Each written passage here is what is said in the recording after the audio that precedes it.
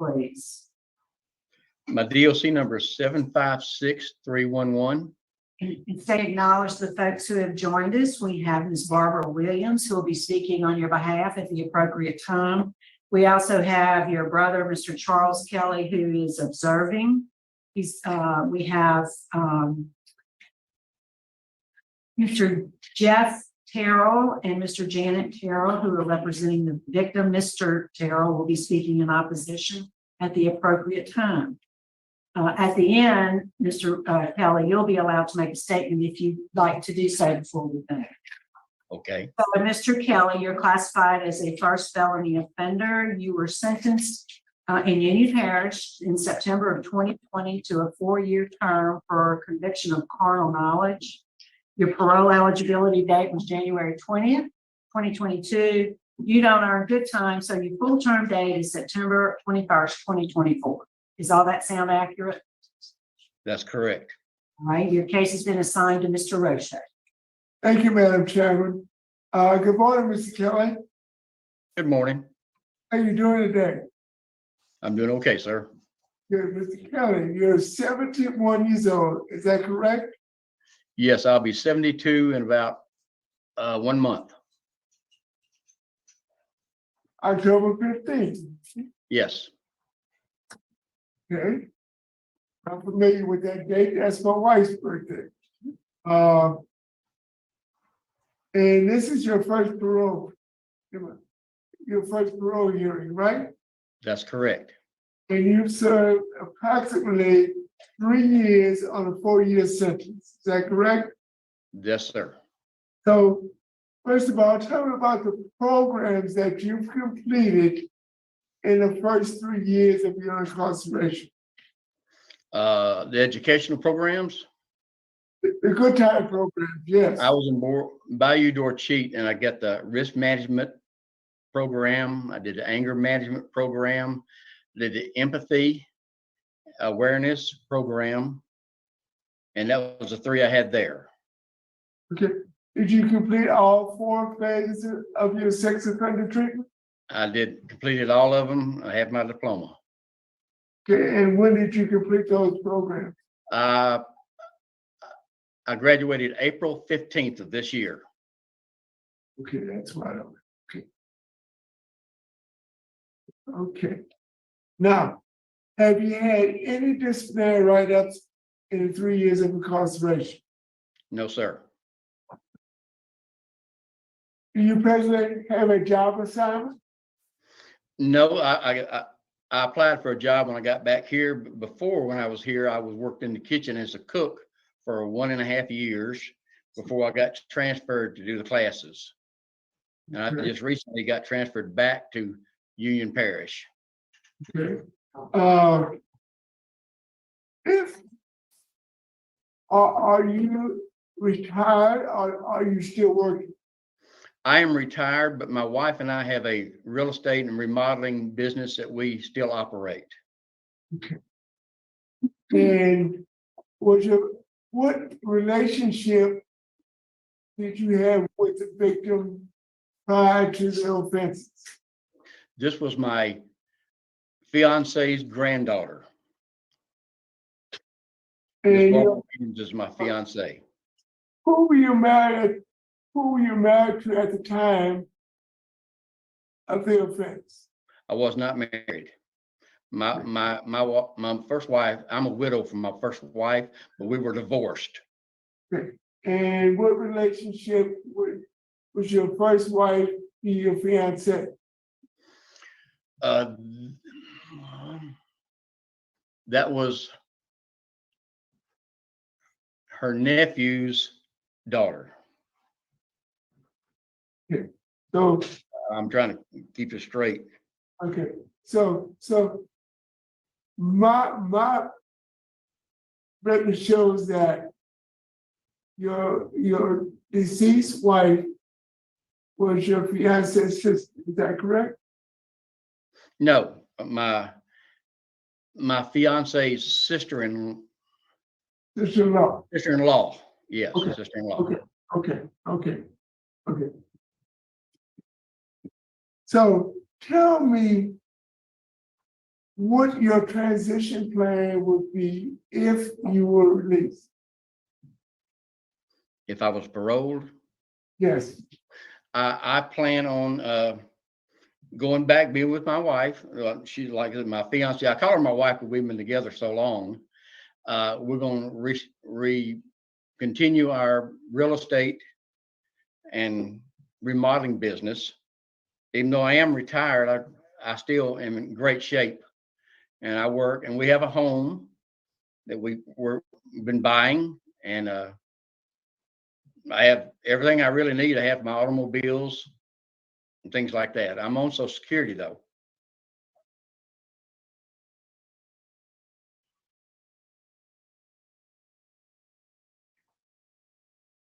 I think this is frozen. My gosh, it is frozen.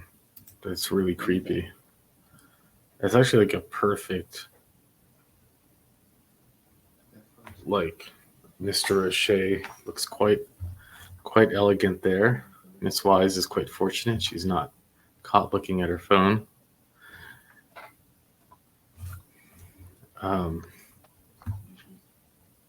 I've seen a lot of frozen screens. This is definitely an interesting one. And when we unpack this, we'll go through the information. This guy is just a roach. Hello, roach. It is. Oh, I recognize this. This correctional officer. We've seen him before. It's funny. We get to know a lot of the staff at these places, actually.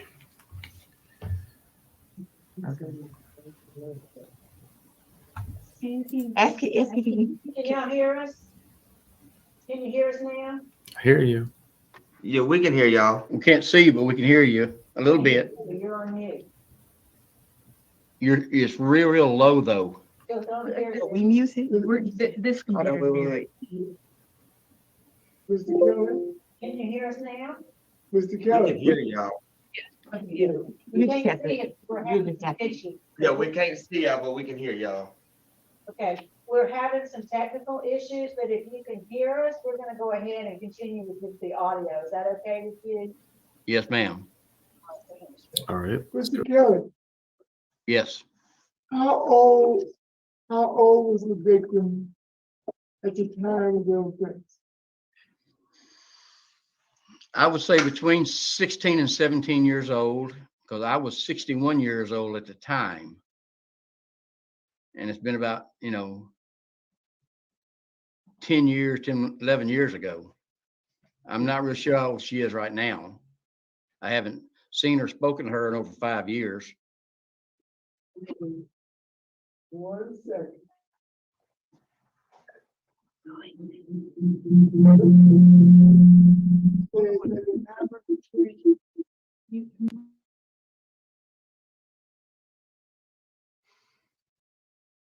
Can you see us now? Okay, now you got it back on. That's good. Okay.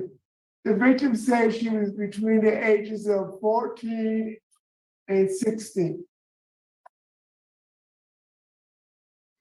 I Is that about right? was thinking the time was, the year was like 2012. Okay, but what I'm saying, the victim sent a statement in, and she said she was between the ages of 14 and 16. Yes, Does a 60-year-old man have sexual relationship with a 14-year-old that's in the family? yes. I just want to understand that. And you admitted to your fiance that you did it. So tell us why and how this happened. Okay. We had 3 families that would come to a lake house on weekends and holidays. And this happened during one of those times. In my bedroom, in the middle of the night. And don't forget, it happened in the camper also. Sir, I didn't understand that. Don't forget, one of the occasions you took us to a abandoned camper on the property. And it happened not only in your bedroom, but it happened in that camper.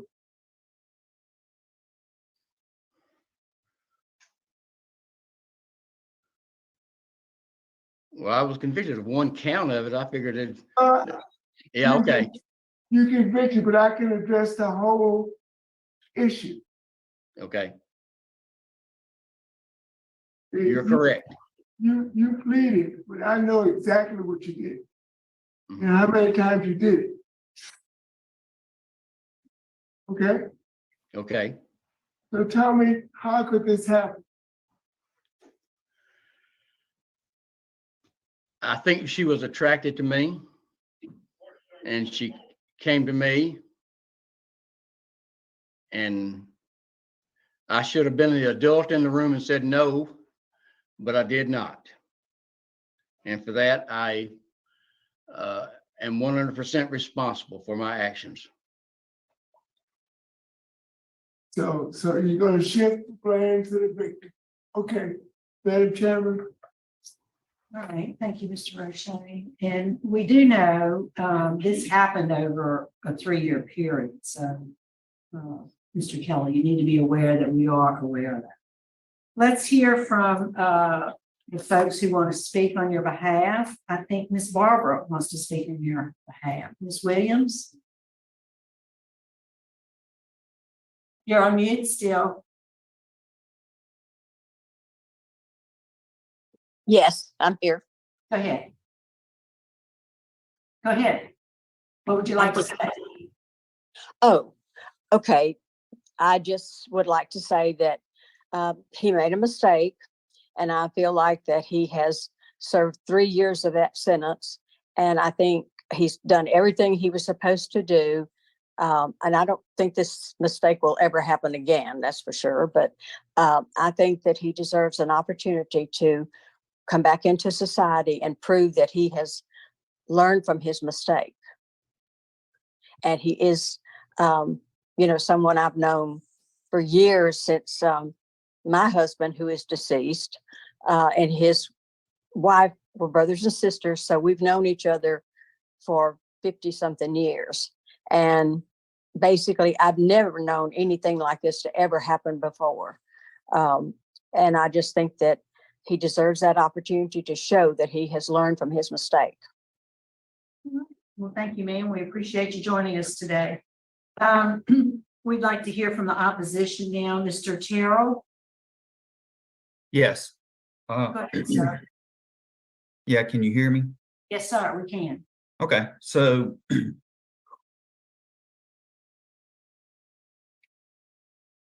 is very difficult.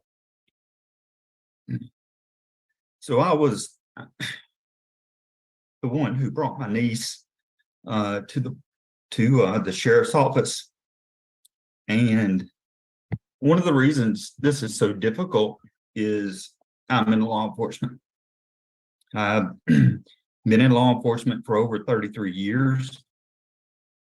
Currently, I'm with the Louisiana State Police as an investigator.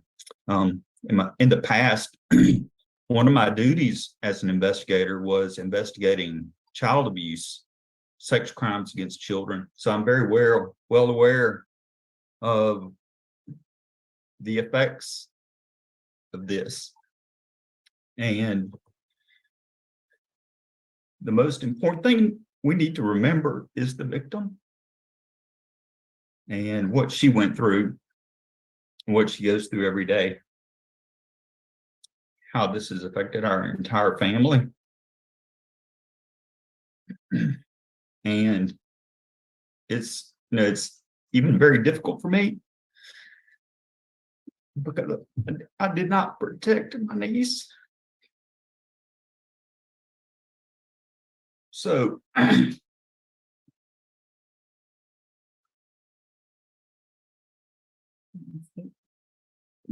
he could have gotten a lot more time than what he did. My niece can't. I don't think she's going to be here today because it's so difficult for her. So we're here for her. Um,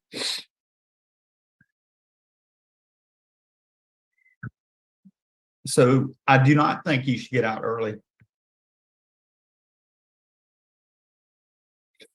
You, Yes, hi, I'm Janet. I'm Jeff's wife and, actually Barbara Williams is my mother. So this is a very difficult situation that we're in. Jessica cannot be here. She just could not face Lloyd and this situation. It was way too difficult for her. So, on her behalf, I would like to read her statement, if that's okay. Ma'am. Okay, which you have there in front of you. At 14 years old, my mother was not active in my life. My relationship with my father was not great. At this age, I was lost, and I felt I was wandering through life, hoping I would find love and understanding from those around me.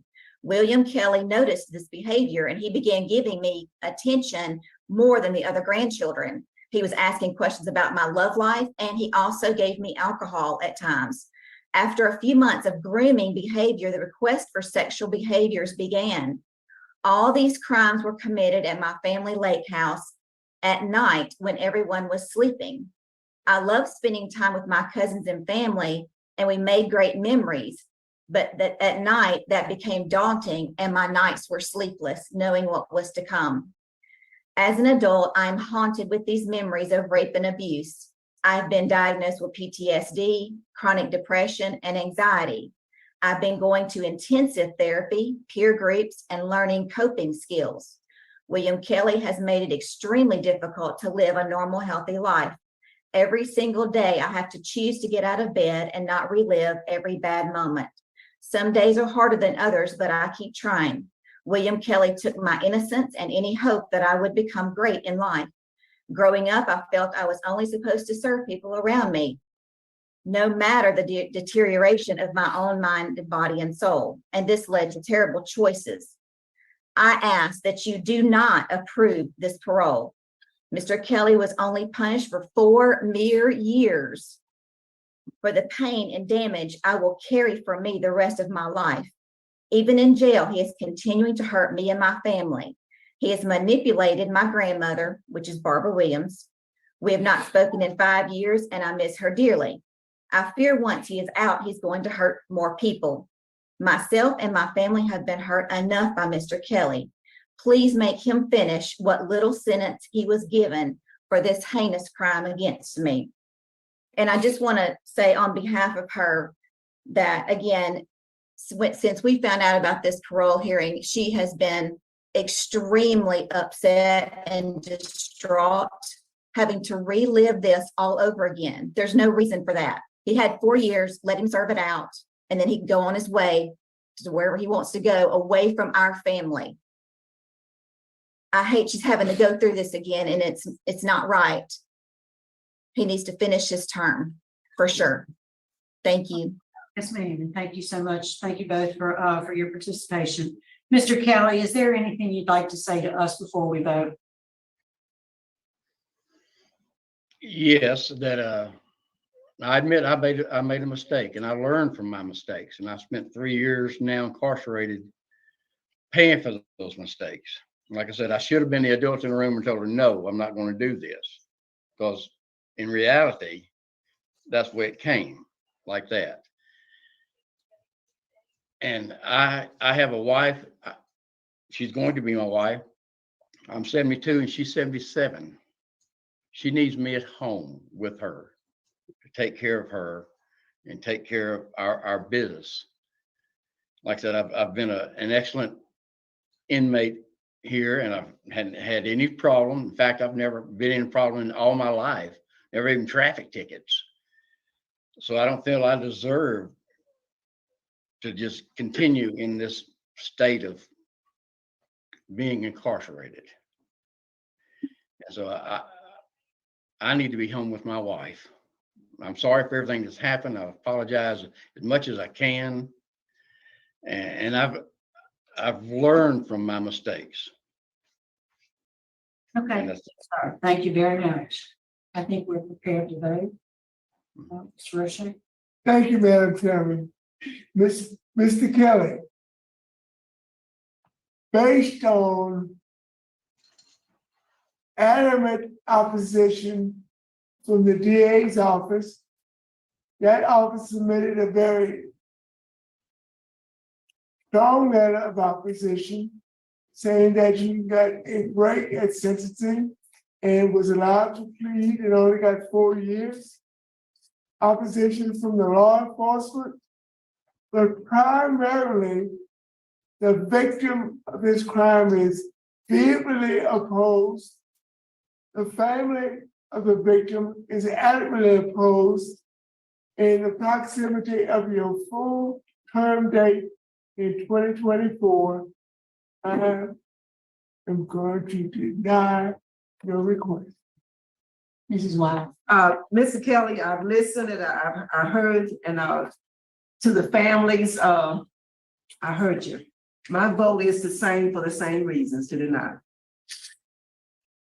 Mr. Kelly, I'm really quite alarmed that you have shifted the blame.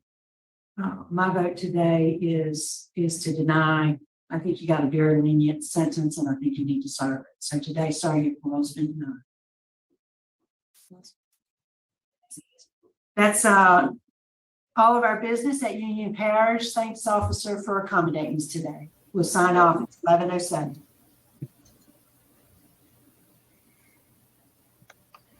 Cockroach. That is a sick, disgusting creature. Just as sick as Barbara. They deserve each other. Unbelievable. Again, when you think you've seen it all, you see this. This smug little face. You pathetic. You're pathetic. But you know who's more pathetic is the grandmother of the daughter of the girl. Grandmother. Are you nuts?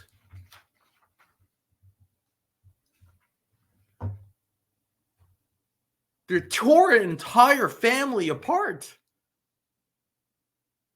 You have now a mother against a daughter. A grandmother against her granddaughter. All for this roach?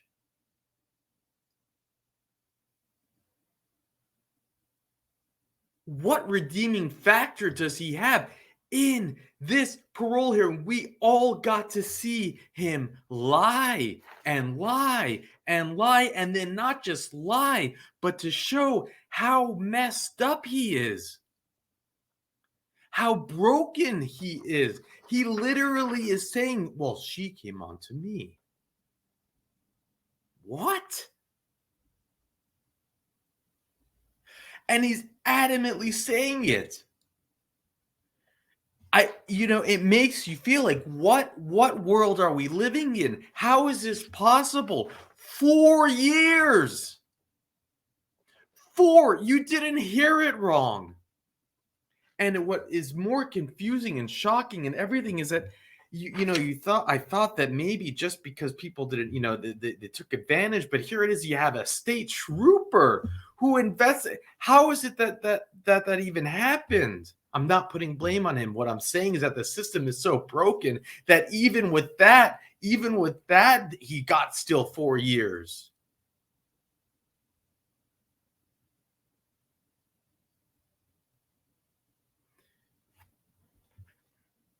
What can be more devastating than seeing a veteran trooper who had to investigate these crimes going up, breaking down the way he did? He couldn't protect her.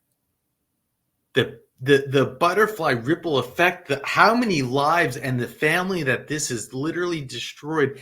And some DA said, let me give you 4 years. And some judge said, sure.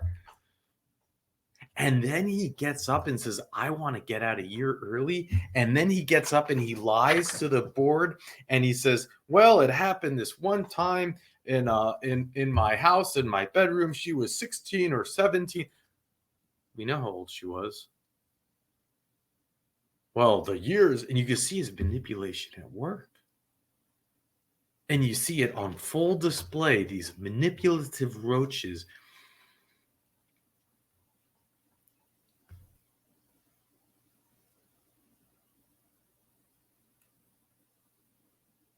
He thinks he can, pull his charisma and to like manipulate the board like he manipulated grandma. And he still thought he could pull it off. Even at the end, she came on to me. That's the way it happened. He's smiling as they're talking about the victim's pain and suffering.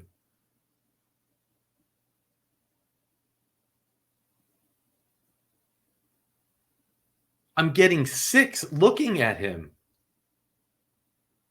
He's going to be free in a year. How is this justice? How is this keeping society safe? How does this make sense? Make it make sense. Barbara comes up and says, he made a mistake and he won't do it again. I've known him for 50 years. And he served long enough. What is wrong with you? It's not a mistake. It's not one mistake. He groomed her. He sexually assaulted her from the age of 14 to 16.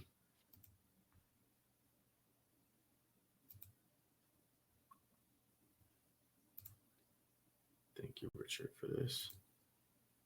Has been arrested by Union Parish deputies. He is accused of having sexual relations with an underage teenager. 66-year-old William Kelly is charged with 1 count of rape and other sexually related charges. Sheriff Dusty Gates says the alleged victim is now 22, but the sexual contact happened when she was 14 to 16 years old. Kelly has been released on bond. And then released on bond, and then given a measly 4 years. You can't make it up. I mean, it even made the news. We're talking, we see so many cases and we say, well, it happened 30 years ago. It happened 20 years. The laws were different. This just happened.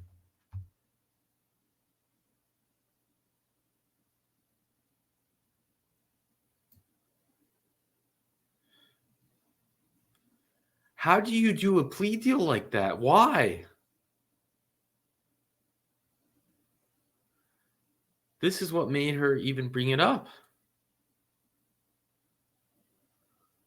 This is what he was charged with. This is a life sentence.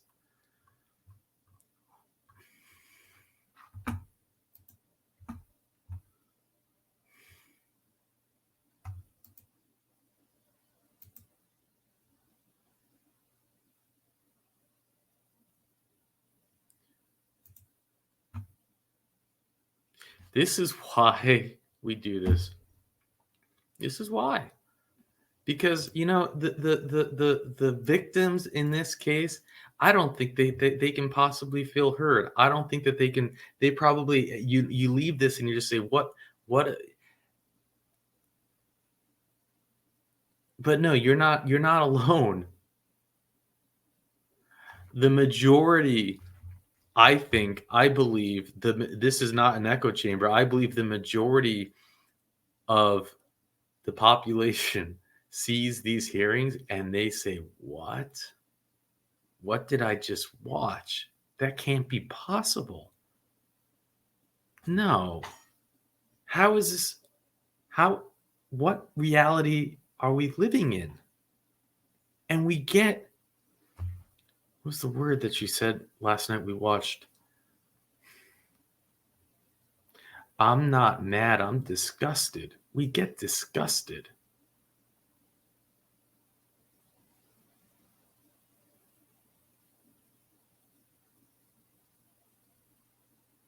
And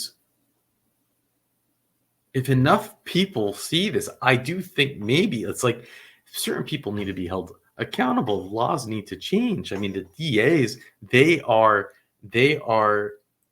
voted into office. You think that people who voted their DA into office knows that these type of deals are being handed out? No. We have no idea. We don't even vote. I've never voted for a DA.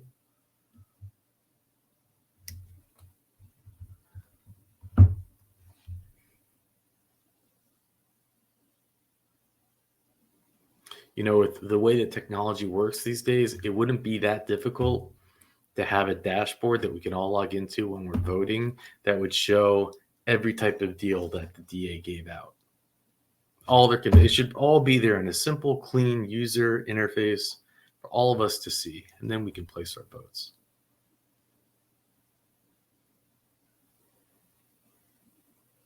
Maybe that can fix the problem.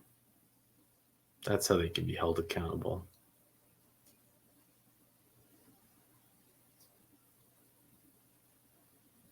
This is madness.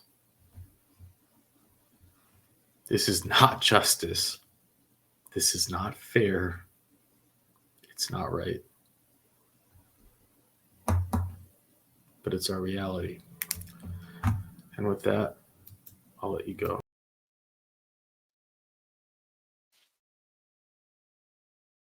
Good morning. Good morning. Committee on Parole is reconvening. We're at East Louisiana.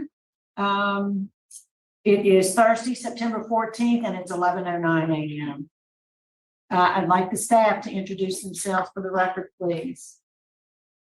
Captain Clark Williams. Thanks, Captain, for accommodating us today. We appreciate it. And we have Mr. Nipper in front of us.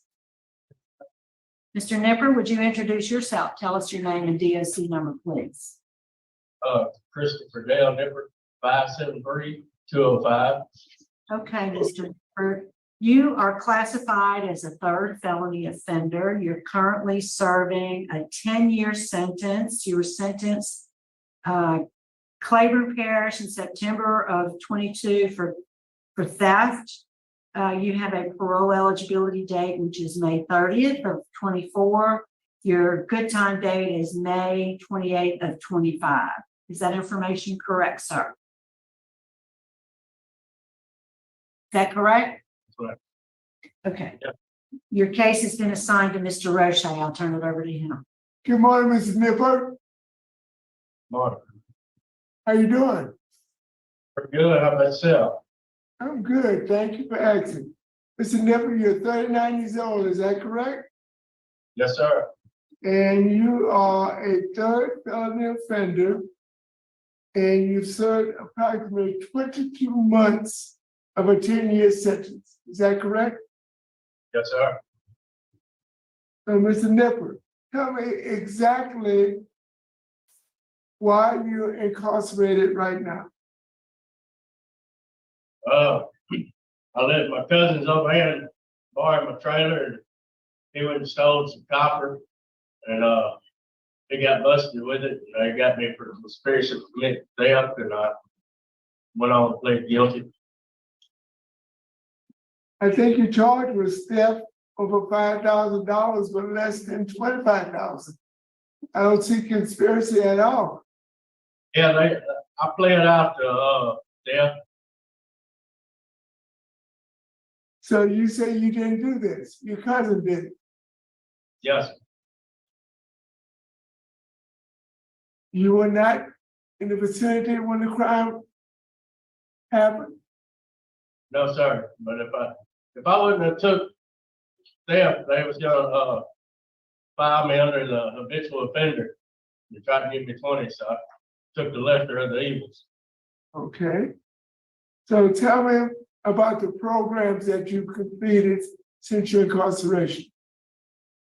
I completed Celebrate Recovery, and I go to AA every Wednesday and go to church every time the doors are open. So the only program that you completed is Celebrate Recovery. Is that correct? Yes, I see that you were on supervision a couple of times. You were revoked in 2012 and you were revoked in 2014. Is that correct? yes, sir. And there's some indication on your master record that you were paroled in 2013. Is that correct? Yes, sir. and you absconded to Arkansas. Yes, sir. And you were in Arkansas almost 18 months before you were arrested, sent back to Louisiana. Yes, sir. So tell me why you absconded to supervision.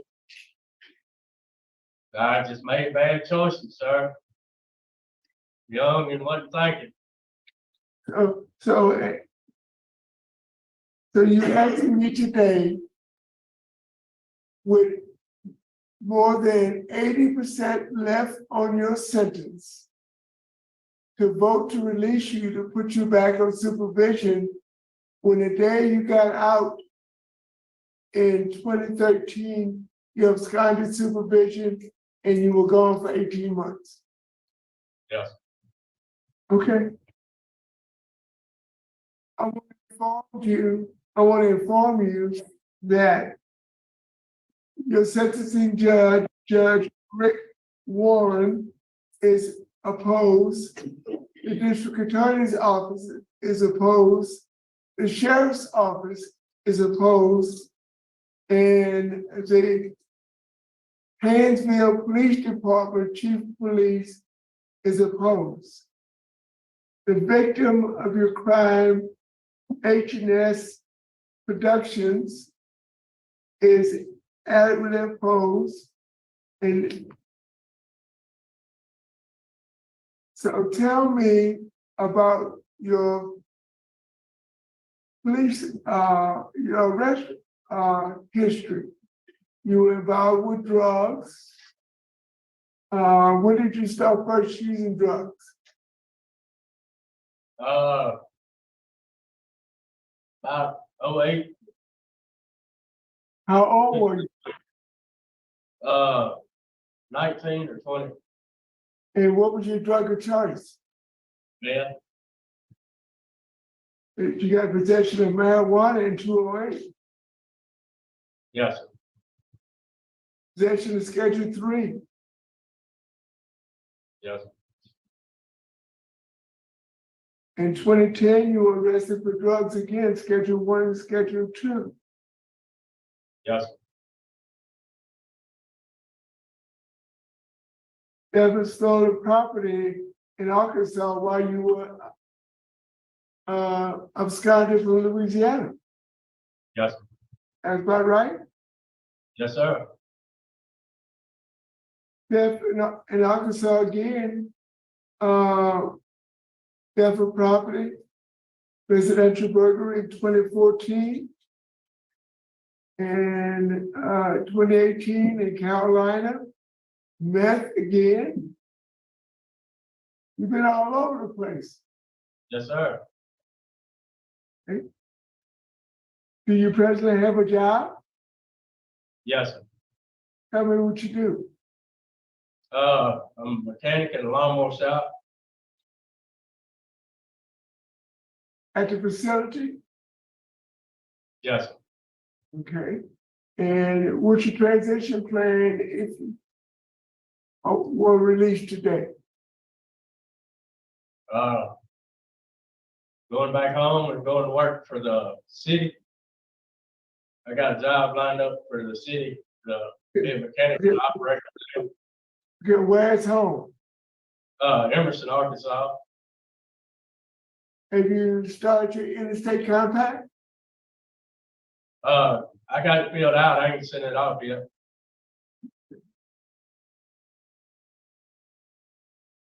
So tell me why I should vote to release you.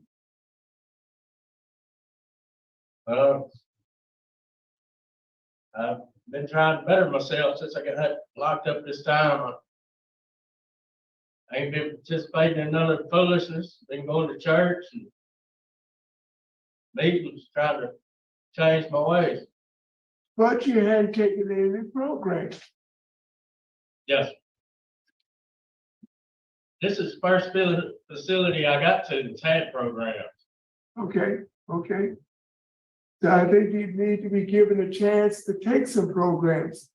You have a moderate risk assessment score. It tells me that you have a moderate chance of reoffending. You have an extensive criminal background, board supervision, victim opposition, law enforcement opposition, and a life of programs. And quite frankly, Mr. Nipper, you've only served less than 20% of your 10-year sentence. You have not served a sufficient amount of time for me to consider releasing you. So based on all the things I just mentioned, I don't think I can vote to release you, Madam Chairman. So when you absconded, you went up to your family in Arkansas? Yes, ma'am. Why didn't you do that the correct way? You know, like getting transferred to Arkansas. I was just young and wasn't thinking, ma'am. How long so you've been in jail with about what, 2 years or so, almost 2 years. What's the longest time you've ever been in jail? 3.5 years. And that's when you released and went to Arkansas to your family, but you still kept getting in trouble. And you, I think I believe what you're saying about this particular crime, because the H&S production does say that, I don't know if it was him who stole the spool of copper wire. So your story about loaning your trailer is believable based on that. But when's the last time you did meth? About I guess 6 let me months. rephrase it. Okay, let me rephrase it. When you loaned your trailer to whoever had the trailer, were you doing meth then? Yes, ma'am. Okay. So you stopped being in jail? Ma'am, How did you stop doing meth? go to jail. So being in jail helped you quit? Yes, ma'am. Because, you know, it does, all your arrest history is an indication of a drug problem. So you mentioned you're in programs there. What programs do they have that you're interested in? I got parenting, anger management, and a few other classes. Anything to help you with your substance abuse issue? Yes, ma'am. What do they have there? Do you know? Risk, And are you in work release now? yes, ma'am. You've been there since April? Yes, ma'am. And where's the name of the business where you work? It's just about a half mile down the street, RTR. RTR? Yes, Okay. ma'am. And so you work during the day. Is there any programs at night? Yes. Yes, ma'am. Are you enrolled in any night program? They just recently started, so I ain't have to share. You mentioned meetings. You go to meetings, Yes, ma'am. AA meetings? Yes, ma'am. How often do they have those? Every Wednesday. How many times do you go in a month? I go every time. I missed one the other day when I was sick. That's the only one I missed. What do you get out of that meeting? Just being people that's got a problem and working through it, you know, helps me to stay strong and, you know, look for a better life. Are you able to share in those meetings? Yes, ma'am. Okay, good. Captain, is there anything you want to tell us about Mr. Nipper? The only thing I can say, he's been here about 4 months. Well, he came here in April this year. And boy, I know for us going to work, getting up, we never have to wake him up. He never been, I never seen him hide drug testing every time. He tested negative. And for his history, I don't know nothing about his history. Before me dealing with him, I never had have to change wood never been disrespectful to my staff. So if you don't know him, you don't even know he's here. That's probably a good thing. Yes, ma'am. If you know him, you don't know him, you don't know he's here. But he Yeah. works 6 days a week. And Okay. he said he just started, the night class back. So we had to get a teacher, so they just started back. So you do have a teacher now? Yes, ma'am. Good. All right. Mr. Nipper, is there anything you'd like to say to us before we vote? No matter. All right, I think we're ready to vote. Mr. Roche? Madam Chairman, Mr. Nipper, based on express opposition from the victim, law enforcement, the judge, the extensive criminal history, poor supervision history, and a moderate risk assessment, and you have not served a sufficient amount of time on the sentence, I'm going to deny your request. Mrs. Wine. Mr. Nipper, you was all tense when you guys first got here. You like you didn't really want to talk to us. But I'm glad to hear you're doing well. Much improvement. I'm glad to hear about attending the church, the AA, and the CR. So you're moving in the right direction. I really think you could benefit from about 9 months at Steve Hall, but I'm sure you like working, where you are. And I just want to suggest to you that you're right to get moved there, because it's not about getting out, it's about staying out. And you're a third offender now, so you can't get caught up anymore. You know what I'm saying? So that's the because the DA, somebody in the law enforcement community, they term you a career criminal. And I just want you to be aware of that. That's what you're facing when you get pulled over and whatever. But today my vote is to deny as well for the reasons I already stated, but encourage you to continue working hard and think about applying to Steve Hall. All right, Everybody apply. Mr. Nipper, I believe that you want to turn the corner. You don't want to be in jail. You don't want to come back to jail. I believe that. And I believe you got caught up in something unfortunate here. But may have saved your life. You said coming to jail, helped you get off the meth. And the captain there said you hadn't had a positive drug screen. So I'm very encouraged. I would like to see you again after you've done. He said they have the night program, try to get enrolled in that. When you finish that program, I believe you'll be eligible. You'll earn some good time, but you'll also be eligible for another parole hearing.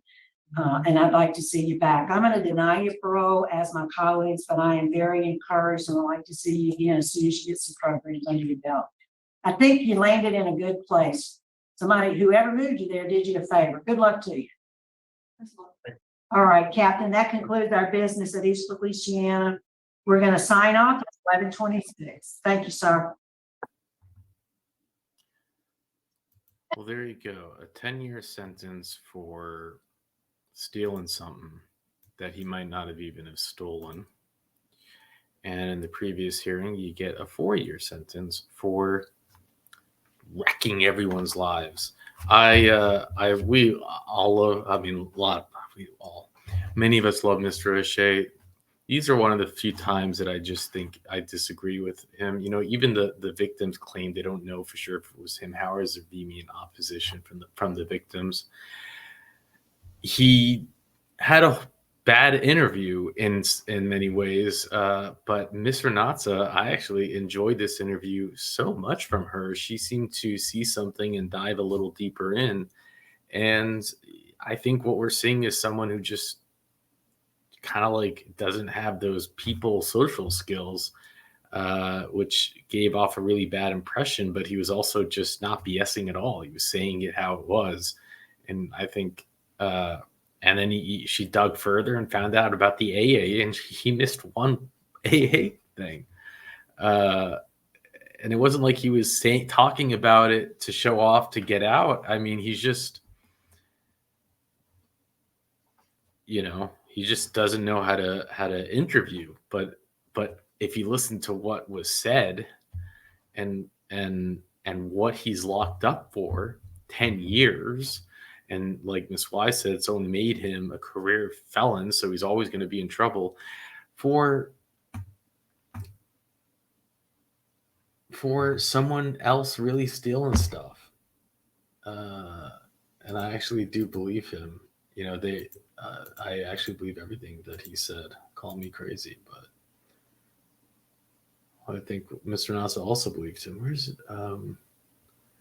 But it just goes to show how messed up and broken the system is. Again, I bring it up all the time. You can steal something and get more time than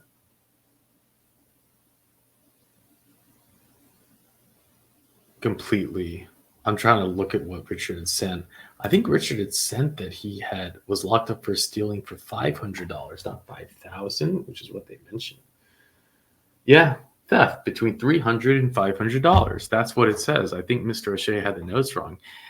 The initial crime was even for $300 to $500, or at least that's what he pled to.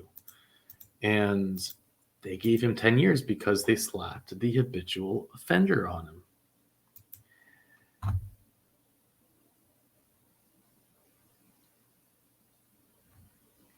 And like maybe it's all working out because he's off the meth, and that was going to go nowhere swell. But the point is we're showcasing this hearing happened precisely after the hearing where the grandfather, the man did that to his future step granddaughter for 2+ years, and he got a 4-year sentence. And here he is with 10 years. So the hearings happen right after each other. But we live in a backwards world. That's it.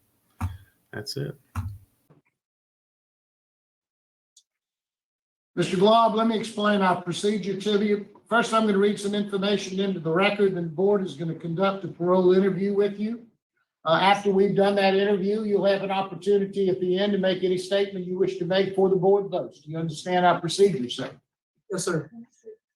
Mr. Glob, how old are you, sir? I'm 45. And how long have you been in prison on these charges? Since March of 21. So what is that? How long? A year and I think maybe 8 months, I believe. Okay. Why are you in jail? Why are you in prison? Because I violated my re-entry probation, picking up a new charge. Okay. Well, let's talk a little bit about Mr. Glob. You're a 7th felony offender, is that right? Yes, sir. At 45 years old, tell me how that happened. Tell me who Mr.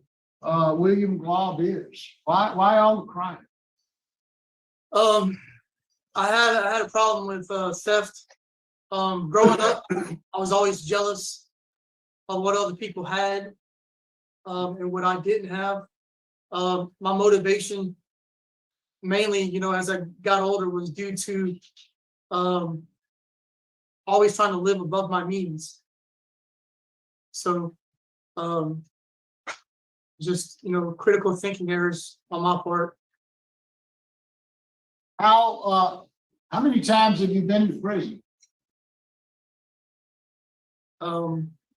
Let's see.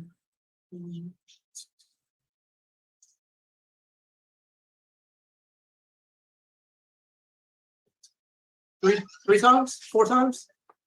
And how many years have you served in prison altogether, roughly? Not related to this charge? Any charge? Yes, sir. 7.5, almost 8 years, maybe.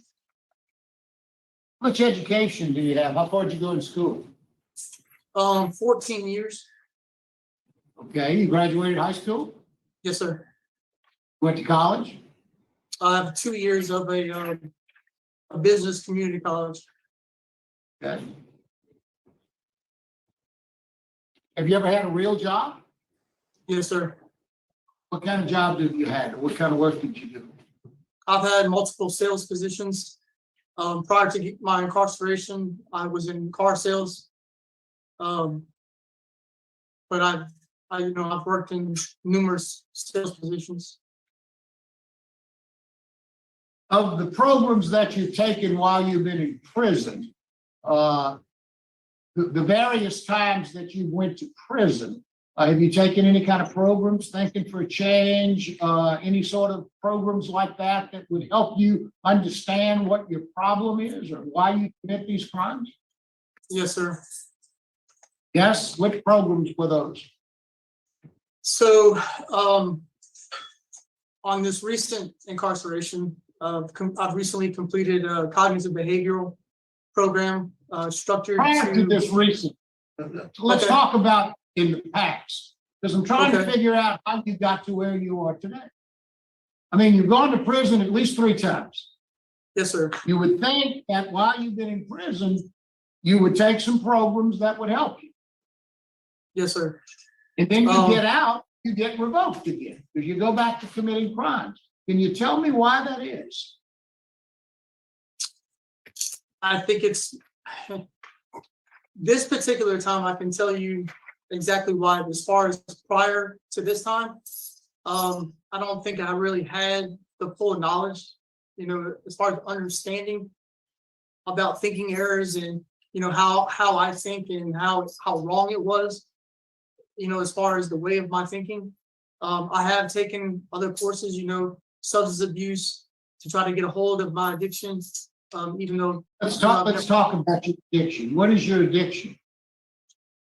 my addiction is to always try to live above my means, which turns into me taking things that don't belong to me. Do you have a drug addiction or alcohol addiction? I've never done drugs or alcohol in my life, but my addiction is no different than any other person's addiction as far as somebody that does use. It's still a problem in my eyes. So how long did you stay in prison in the reentry program? I completed the program successfully. Let me answer my question. Yes, Who sir. was your judge? Who was my judge? Correct. Judge Knight in St. Tammany Parish. Okay. Judge Knight initially sentenced you to the reentry program. How long did you get sentenced and go to Angola for? 2 years. 3 years. 2 years. What did you do? 2 years. What did you do in those 2 years? I completed numerous courses, a reentry program, substance abuse, Thinking for a Change, parenting. I completed numerous courses, followed the rules, never committed any other offenses as far as while incarcerated. And how were you able to do that while you were incarcerated? How were you able to follow all of those rules? That's an outstanding program. That's probably the best program that we've got in the entire Department of Corrections. And you completed it successfully. Yes, sir. How did you do it? Did you fake your way through it? No, sir. Determination. I did it for myself. I didn't have much support at the time, during that incarceration. But all When I you can got say is- out, you went back to Judge Knight's court? No, sir. Judge Knight had retired. Okay, who was the judge then? Judge Beers. Okay, Judge Burris was the judge. You would Yes, sir. see him on a regular basis. Did you have a job? Yes, sir. Where were you working? I was working in sales at Rainbow Chrysler Dodge in Covington, Louisiana. That's a job you got through the reentry program, right? Yeah, well, no, sir. I actually worked my way up to that position. I started small. I worked for another reentry inmate that agreed to help me. And then once I progressed with that, then I gained I gained employment with other positions. So you're working your way up. Yes, sir. How often would you see Judge Beers? So I was in phase 4, when I picked up the new charge. Phase 4 sees him once every couple months. Okay. But we're still randomly drug tested and, How do you picked up the charge? You committed a crime, right? What'd you do? a misdemeanor domestic charge. So what happened there? I guess I slipped up, you know, my wife and I got in an argument and I messed up. You know, What happened to all the anger management that you took? What happened to all of those programs that you took? at that moment, I didn't think it through. I didn't do what I was supposed to do. You know, this is honest I can be with you, sir. So how are you a different person today after having served a year and 8 months in jail on this new charge? Well, I've had a lot of time to reflect, and understand, my stupidity as far as, and I knew better. I knew I had all the tools basically handed to me, to have success in life. But, now I just recently completed a cognitive behavioral program, which kind of reiterated a lot of stuff that I already knew. But this program here is mainly tailored towards thinking a better way for employment and other situations, everyday situations that may arise. What was the new charge you picked up on the domestic violence? Or what charge? What was that? No, Your file say it was a felony. So what was you charged with? What were you arrested for? I was arrested for domestic violence. All right. Well, there are a lot of domestic violence. There's domestic violence involving strangulation, which is a felony. There are different classes of domestic violence. Your file suggests it was a felony. Was it a felony domestic violence charge? The charge started as a felony, yes, sir. So what exactly happened between you and your wife? Tell me what happened. We got into an argument, and she went to go pick up one of these ceramic coasters that we had, and was starting to throw it at me. So I snatched her hair, and that was pretty much the end of it. And then the next morning, I tried to tell her that I was going to go get help and try to, solve the problem, but it was too late. So the next day, What programs are you currently in now? What are you taking right now? I'm actually just enrolled in anger management. How long is that class going to be? It will go on I think the ending date is December 14th, the second week of December.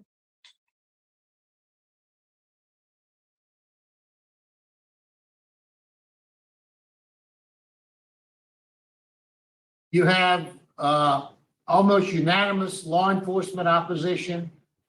You test out very, very high risk. What's your disciplinary record in prison? All right. None. You do well under supervision. You do well in a structured environment. Apparently, when you get out, you have real significant problems. I mean, I show that you've been revoked at least, 4 or 5 times? Every time you get out, you get revoked. Is that right? Not exactly.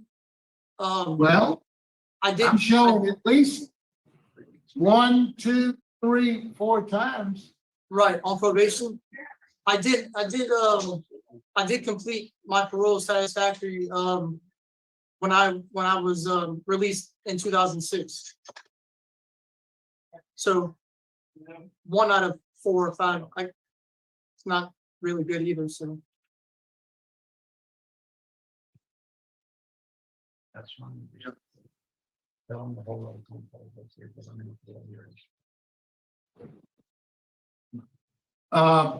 Is, whoever's there with you,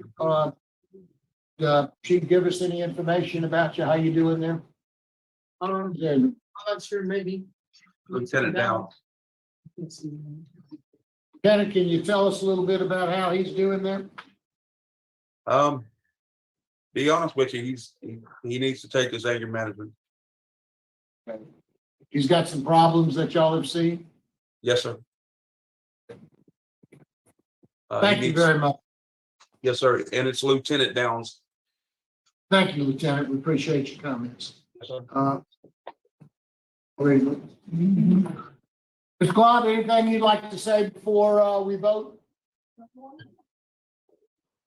Yes, sir. Actually, I was seeking to be granted parole upon completion of the anger management course that I'm currently enrolled in. And upon completion of participation in a work release program. I feel that after completing the anger management and the work release program, it'll give me an opportunity to not only save money, but give me a sense of responsibility and save money from a hard-earned paycheck. So Thank you, Mr. Glob.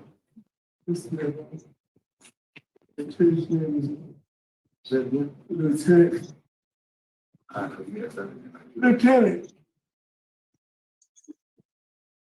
Yes, sir. is there a transitional work program at your facility? I'm sorry.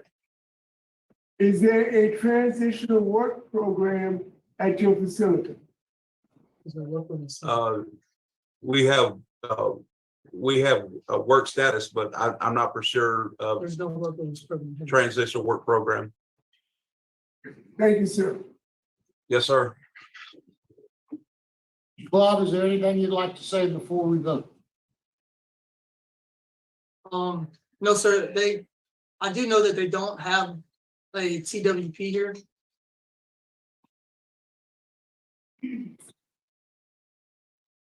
Anything else? No, sir. All right, Mr. Glob, I've listened to you. I've looked at your file. You have had every opportunity that we can give. You've taken some good courses. You've taken Celebrate Recovery, Reentry, Thinking for a Change a long time ago. Not this time, but before. And then you get out, you still reoffend, and then you get into the reentry program, which is the best program we have. You complete all of that, you get back out, and you find another way of committing crimes. You have obviously, as Lieutenant pointed out, an anger issue, maybe not addressed previously, but it's something that needs to be addressed. I also think you need mental health evaluation and make some determinations that you need to look inside of you to figure out what makes you tick. You talked about your addiction. I accept that. Hopefully, you might be able to get some healing with some mental health treatment. But based upon law enforcement opposition, your criminal history, your high risk assessment, the fact that you were revoked under our reentry program, my vote today is to deny you, but to encourage you to look inwardly and try to figure out who you are and what you can do to better yourself. Good luck to you, Mr. Roach. May I ask a question? Just a second, we're voting. We're voting. Mr. Chairman, my vote is the same, for the same reasons. Mr. Freeman? Mr. Glob, yeah, you tell by talking to you, you're quite smart. I mean, you definitely have a high intellectual, you could handle things if you could get your problems under control, but with your poor supervision record, my vote today is to deny. You have 3 votes to deny. Your parole has been denied. You had a question. I'll answer it if I can. Okay, well, I was gonna ask if if I could have the opportunity to participate in the Steve Wool program. I know that I don't have, any drug offenses or anything like that. But like I mentioned earlier, my addiction is no different than anyone, that I personally think that's a good idea. If I were you, I'd do everything within your power to try to get into the Steve Hall program. We'll make a recommendation that perhaps, if you apply for that, then you should be allowed to go in. You'll have to be evaluated to determine if that's something you need. But you're right, an addiction is an addiction. And that may very well be a program that could help you tremendously. I've So good luck to you. Okay. I've already been screened for it, and their requirements have minimized since shutting one of their locations down. So that's why I was requesting to see if your board can send me there. We don't send people anywhere. That's the Department of Corrections. We can simply make recommendations. I would recommend that you get a mental health evaluation and for them to try to determine what it is you need. If Steve Hall is one of those things, we would strongly urge that you be allowed to get into that program. So good luck. They don't have a mental health doctor here. Does that complete us, Your Honor?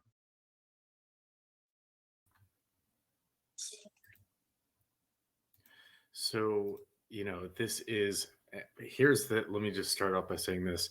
So this hearing took place like in the 2022, and he's back on the docket today. So we're about to see part 2 of this. Fast forward to September of 2023. I haven't seen it yet, and I am very curious to see it.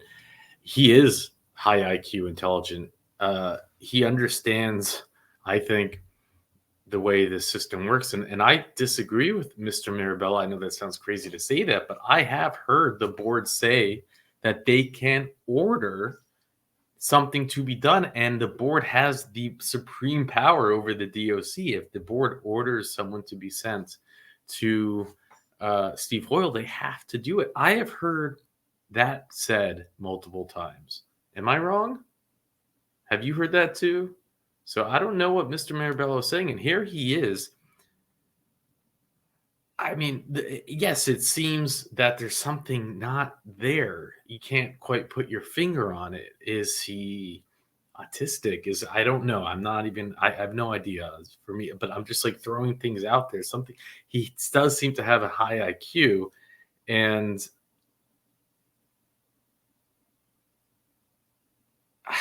you just can't quite put your finger on it. And it's, you almost wonder, I wonder if he had grown up under different circumstances, would he be, an engineer, a rocket scientist, dare I say. Just like, I don't know, someone, is this like nature versus nurture thing? I have no idea, but I'm just throwing things out there. But let's see a second here. I mean, I thought they should have said yes, send him to Steve Hoyle. What else? You want him to just sit there and, rot away? But here's another example of someone getting this crazy long sentence. Now, this is a little different. He has a terrible record, and what are you supposed to do? But okay, let's go into this. Parole, Committee on Parole is reconvening. We're at Caldwell Correctional Center on Thursday, September 14th, 2023. It's 11:29 a.m. And we have, is there any staff in the room? Yes, ma'am. Would you introduce yourself, please? Yes, ma'am. I'm Officer Forrest. All right. Thank you so much for accommodating us this morning. Sir, would you introduce yourself? Tell us your name and DOC number. Yes, ma'am. Kindly. My name is William Glob. My DOC number is 408035. Yes, sir, Mr. Glob. We are, let me just read some information into the record. You are classified as a 4th felony offender, currently serving a 15-year sentence. You had illegal possession of stolen things and theft of goods. You were sentenced initially in 2019. but you were revoked. You were afforded supervision and were revoked. Your parole eligibility was December 3rd, 2021. You have a good time date, which has been adjusted to October 24th of 2030. Is that correct? Yes, ma'am. All right. This is a rehearing, so you're familiar with the process. Your case has been assigned to Mr. Roche. I'm going to turn it over to him. Yes, ma'am. Good morning, Mr. Glaude. How are Good you? morning, sir. I'm doing well. How are you, sir? I'm fine. Thank you for asking. Mr. Glaude, this is a rehearing for you. I saw you last time Yes, sir. and it was on October 20th, 2022, about 11 months ago. Yes, sir. Okay, and you got denied by a vote of 3-0. And the reasons I denied you was because of your prior criminal history. You're a fourth felony offender, is that correct? Yes, sir. And you had a terrible supervision history, law enforcement opposition, and you had a high risk assessment score. And the last reason was you needed additional programs. So tell me about the programs that you've completed the last 11 months. Since the last time that we met, I've taken anger management and risk management. Some of the important things that I've learned in anger management is to stop and actually think before I act on negative emotions and feelings. And some of the most important things that I've learned in risk management is that my risk factors are no different than any other drug or alcohol user. My primary risk factors are immediate gratification and poor impulse control. I just flat out didn't think things through. Okay, the second course you took was Louisiana Risk Management. That's the drug abuse program, right? Correct. Yes, sir. Tell me about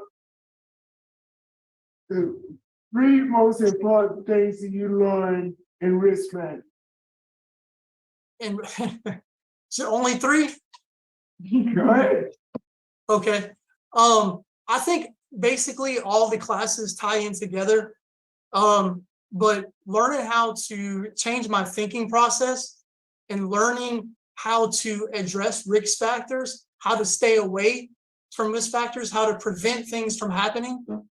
Ultimately I have control over my mind, and that's what comes to it.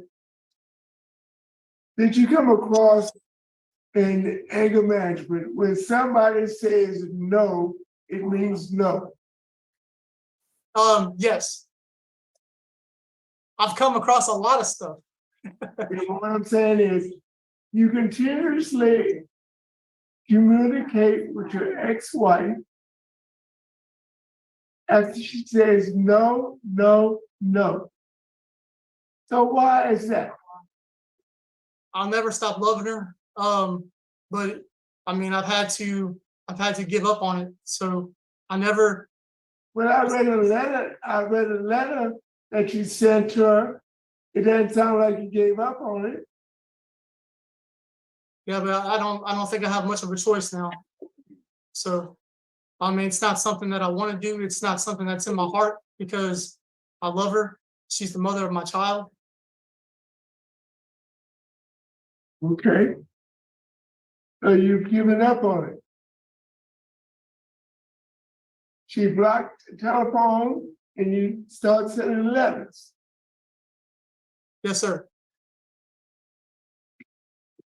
So any other programs that you completed? I've completed I'm sorry, go ahead. Go ahead. I completed a cognitive behavioral thinking class pertaining to employment, learning how to maintain employment without jumping from job to job, learning how it affects not only me, but the people around me, my family. Okay. How about your write-ups? How many write-ups have you had during this incarceration? I don't have a disciplinary problem whatsoever. But you've been incarcerated for 7.5 years and you have no disciplinary issues at all? That's correct. Good. Outstanding. Let's talk about your transition plan. If you were released today, where would you live and where would you work? I will temporarily live with my parents until I'm accepted into a Oxford House or sober living house. My main reasoning for that is to maintain structure. This way here, I'll have structure in my life, and it'll help me to comply with my parole. With my previous sales experience, I plan on seeking another sales position with the help of Louisiana Workforce. Some of my short-term goals are to pay my supervision fees on time, meet with my parole officer regularly, renew my driver's license, start to gain my family's trust back. Some of my long-term goals include visiting my brothers, maintaining my family's trust, volunteering my time to the church. So I have a detailed plan in place, sir. You really prepared for this hearing, aren't you? Yes, sir. I just want to inform you that you have opposition from the DA's office.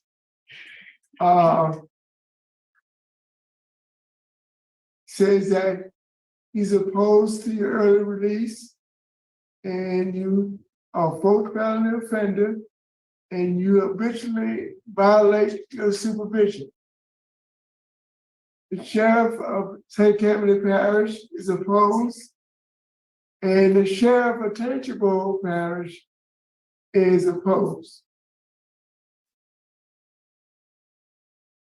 Unfortunately, your family is opposed to your release also.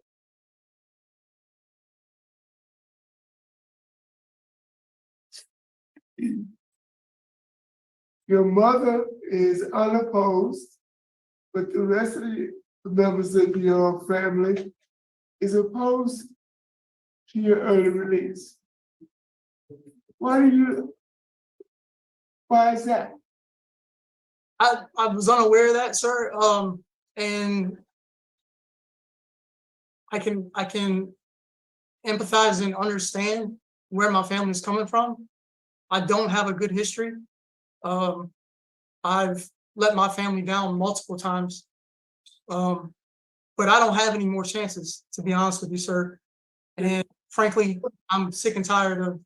Let me read what one member of your family said. He advises that he will contact his ex-wife, Kelly Glove, to express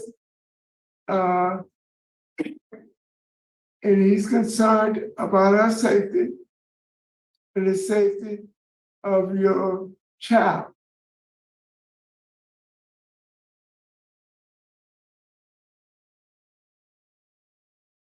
Does that sound familiar? No, sir. This is the first time I've heard of this. I mean, I talk to my family once a month, and I've never heard my mother, my father, or I don't speak to any of my other family. Okay. So I'm kind of caught off guard right now, sir. Okay. Okay.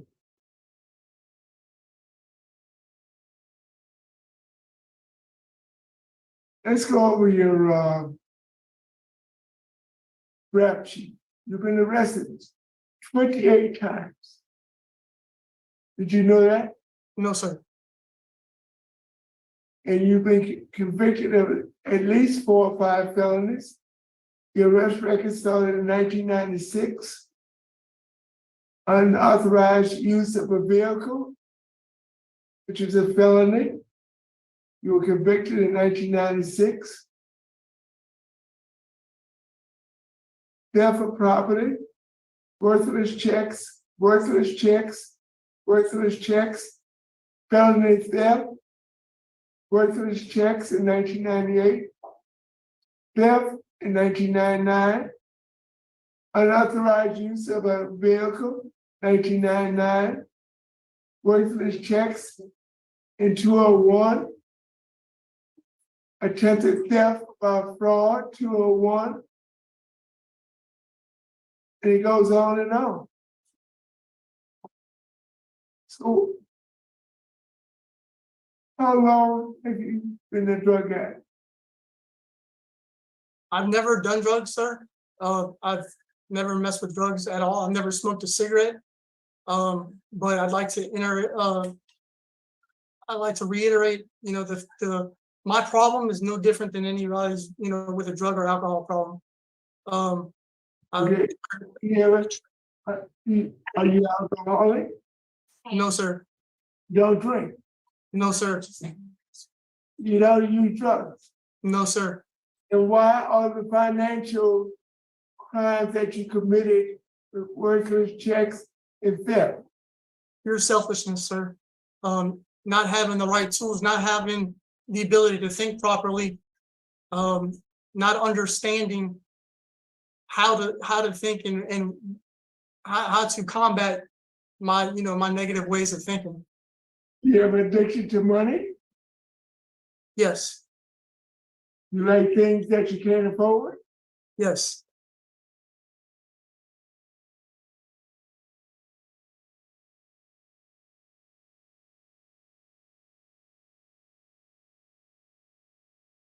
How about the hit and run felony that you were convicted of? But it was dismissed, but what was that concerning? The hit and run charge?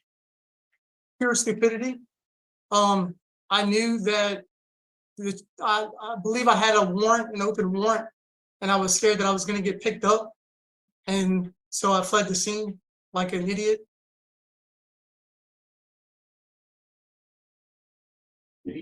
Domestic abuse battery in 2020. Yes, sir. What was that about? It all goes back to not thinking, sir. Just poor thinking, poor impulse control. Then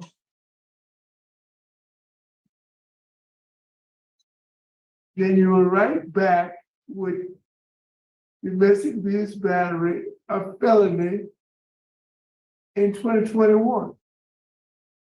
Yes, sir. And you got it, and it was amended to misdemeanor domestic abuse battery.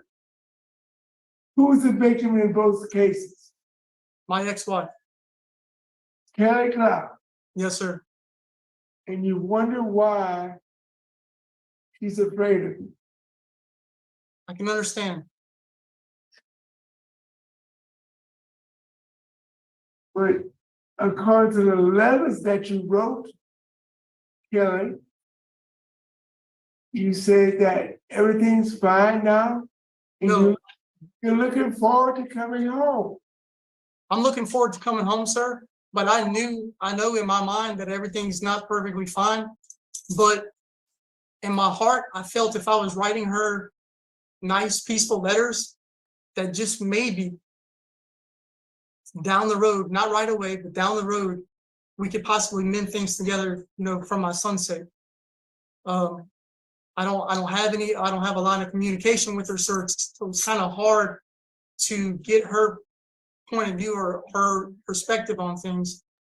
I haven't spoken to her in over a year.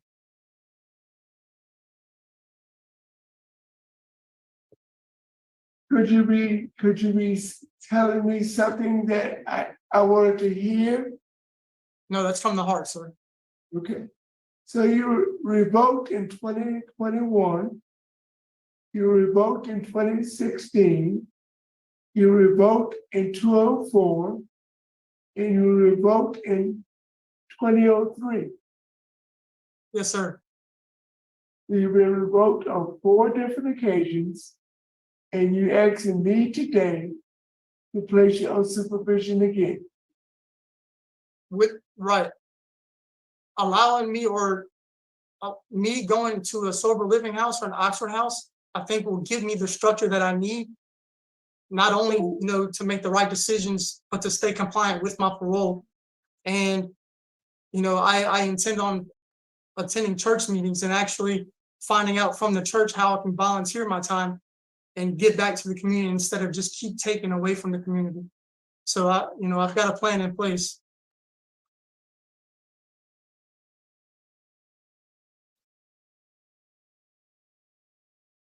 and you have a good time date in 2030, which is about 7 years away. Is that correct? Yes, sir.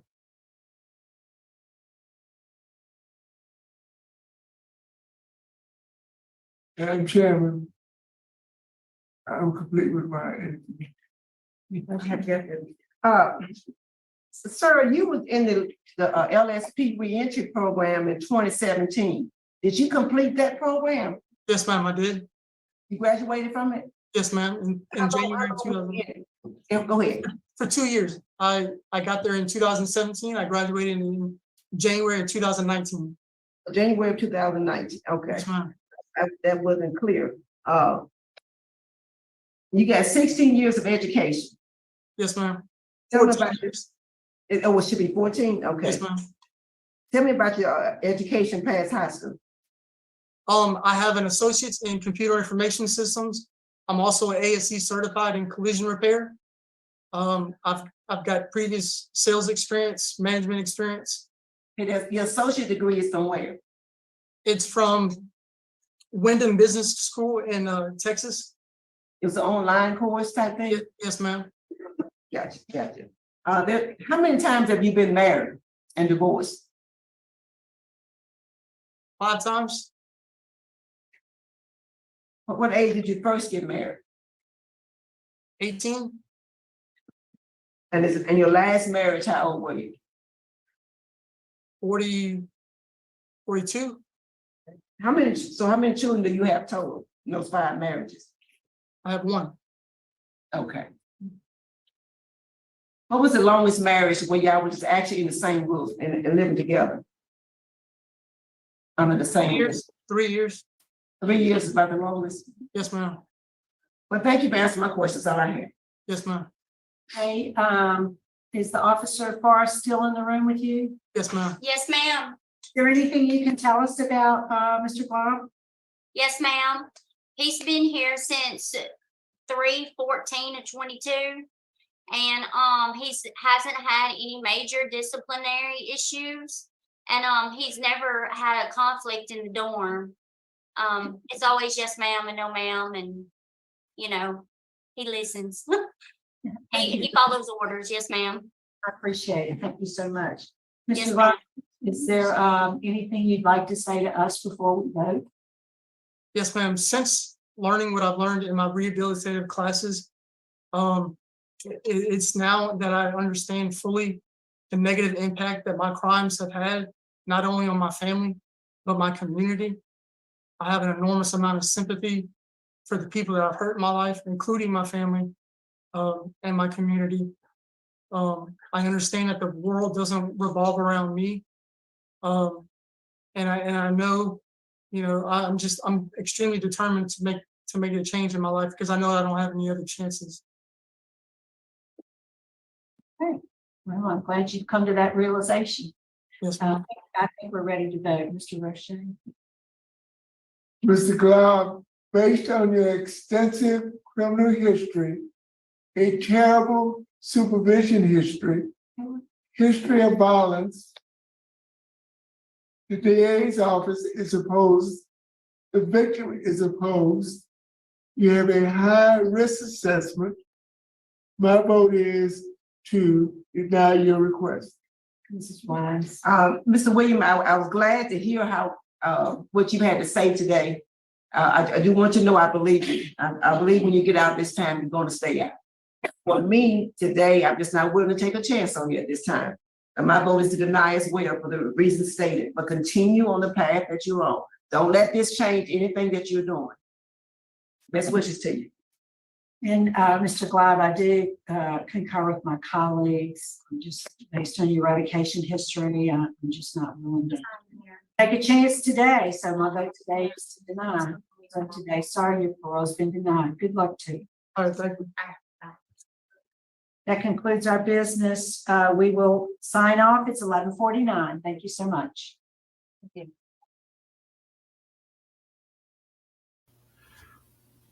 How do we unpack that?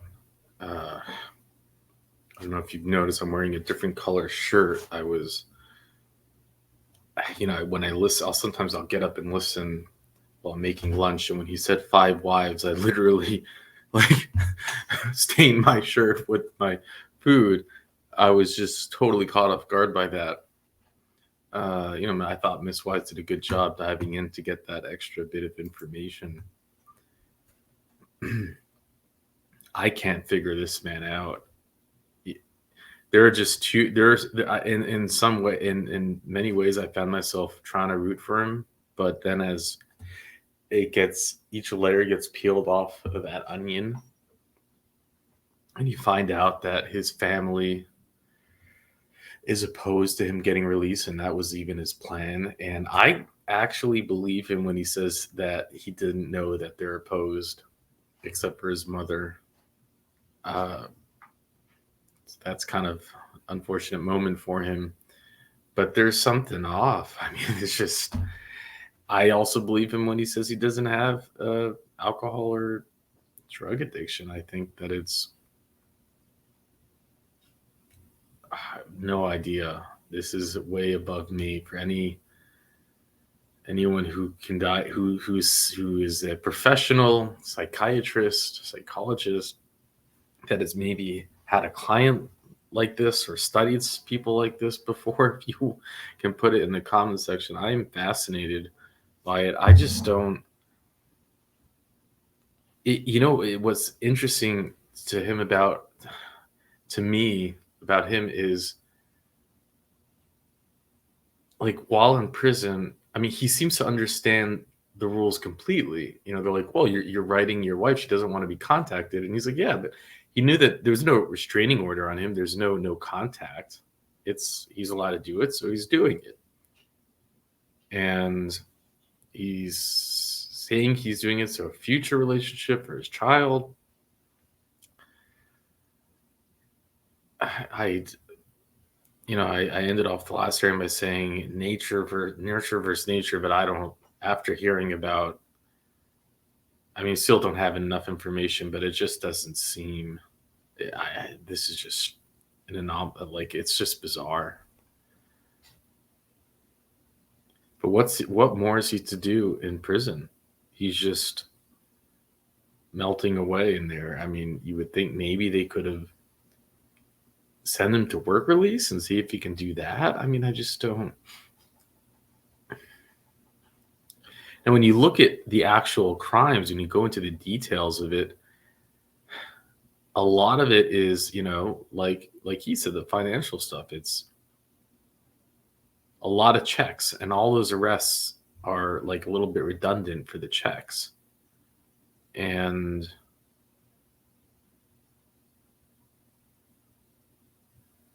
like his revocation, like he said, it's like impulse and immediate gratification. But then he had this scary thing with his wife, and then who knows what happened with the other 4 wives. I mean, there's something going on. And I guess if I was a parole board, I would be pretty scared to release him.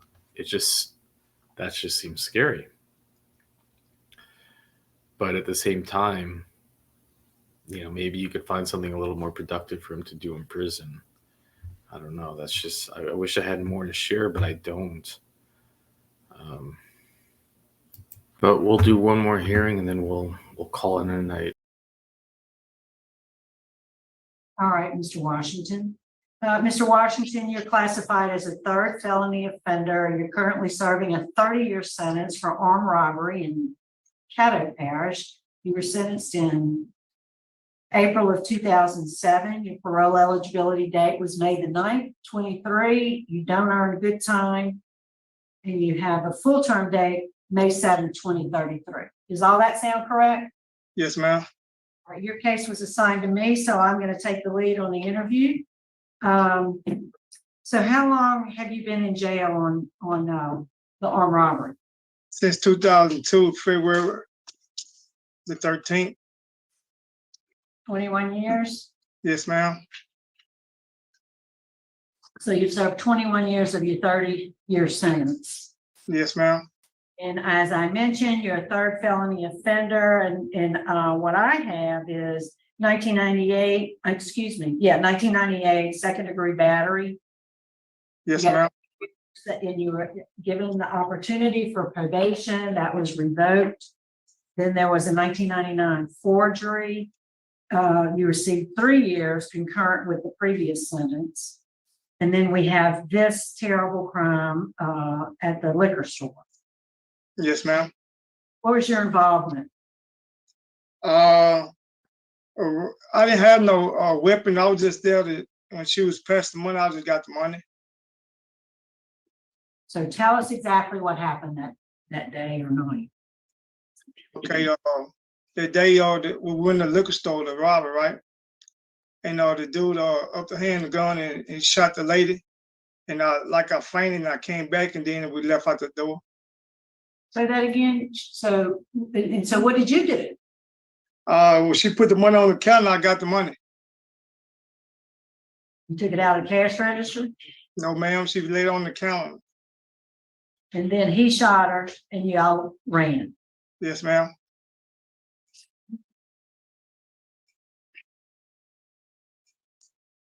And your co-defendant is on death row. Yes, ma'am. Did you enter a plea agreement? I didn't hear you, ma'am. When you were convicted or sentenced, did you enter a plea agreement with the district attorney? Yes, ma'am. And what was that agreement?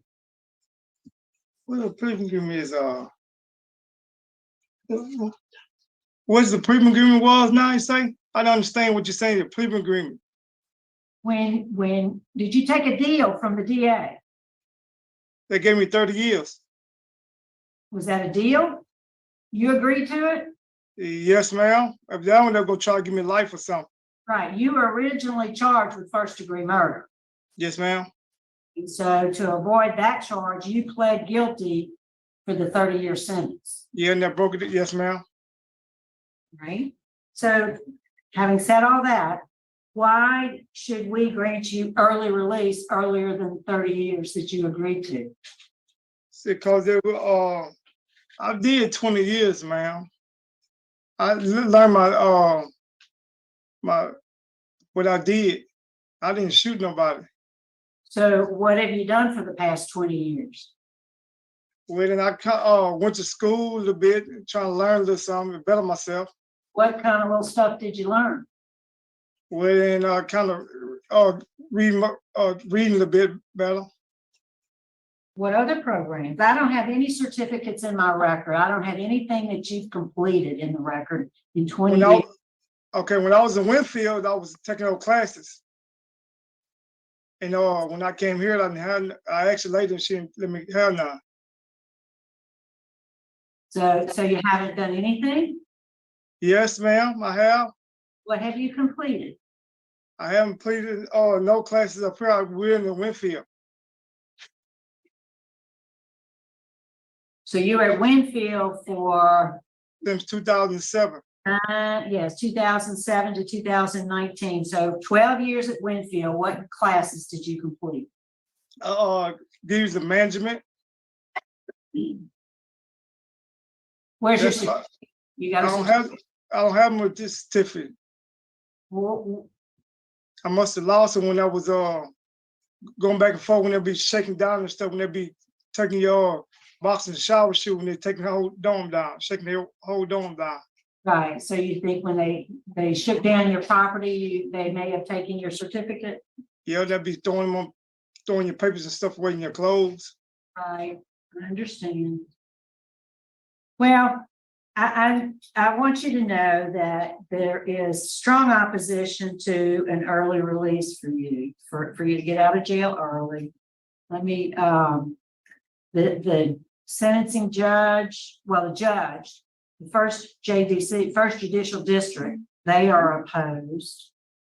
The DA's office is opposed because you were an active, even though you weren't the shooter, you were an active participant in the crime.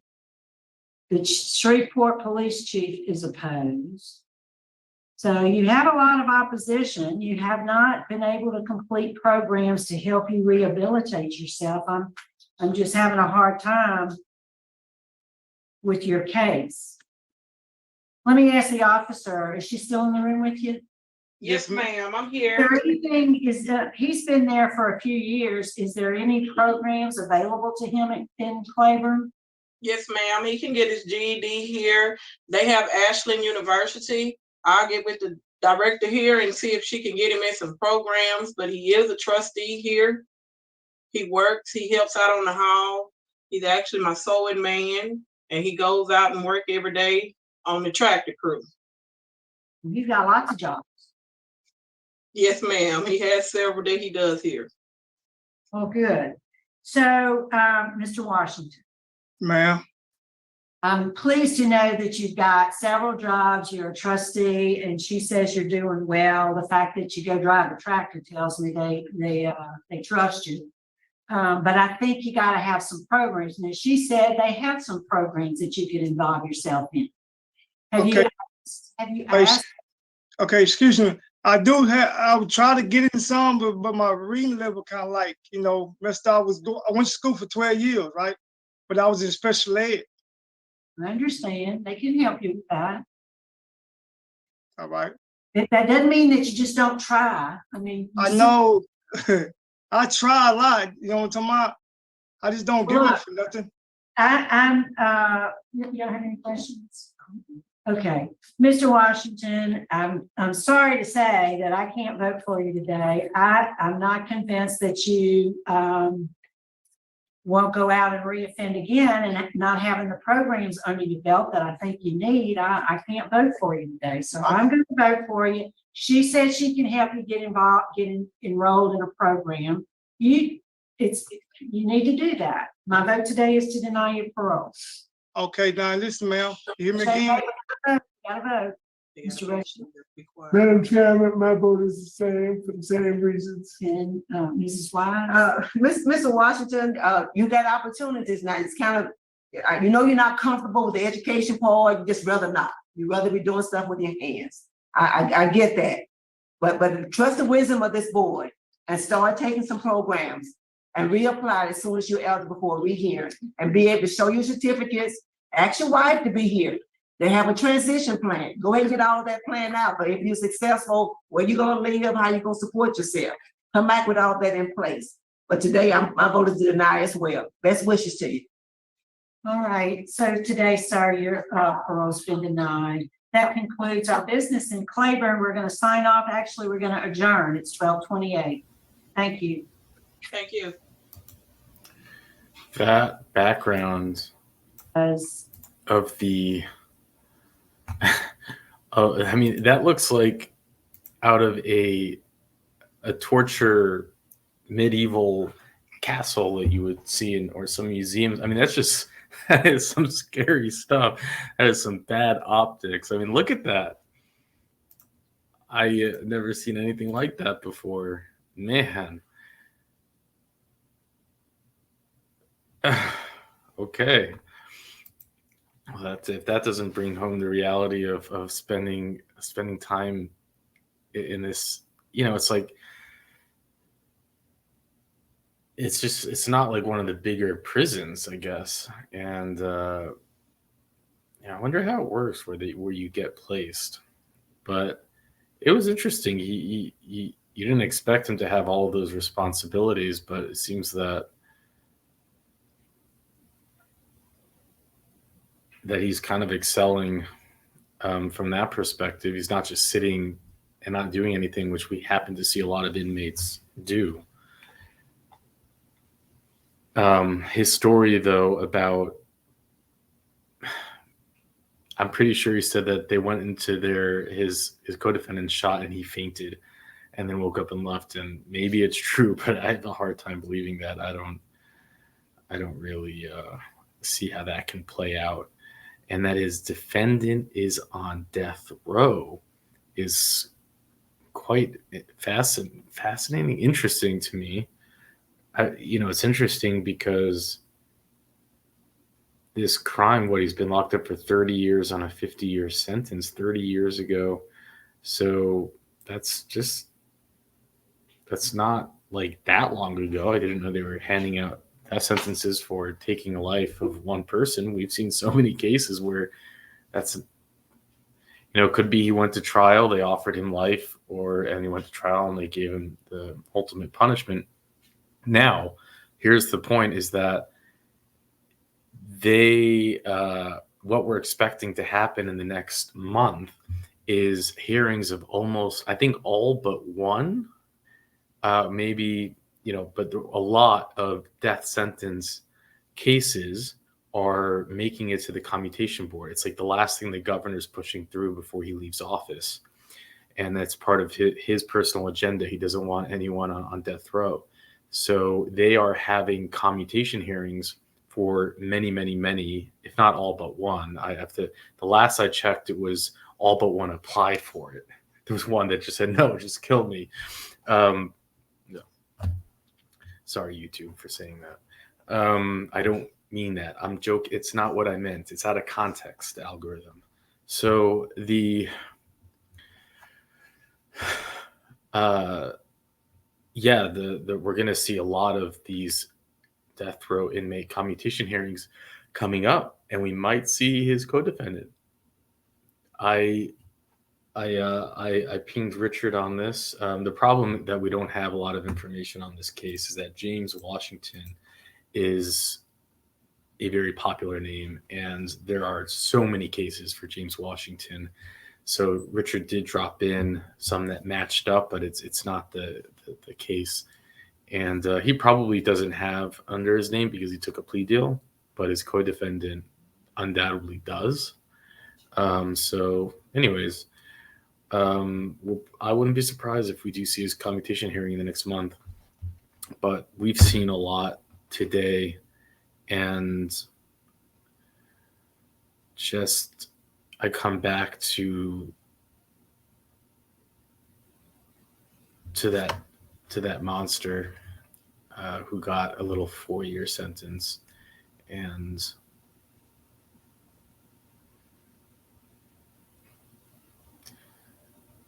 it's hard to believe that actually happened, but it did. Anyways, thank you for being here all night, and with that, I'll let you go.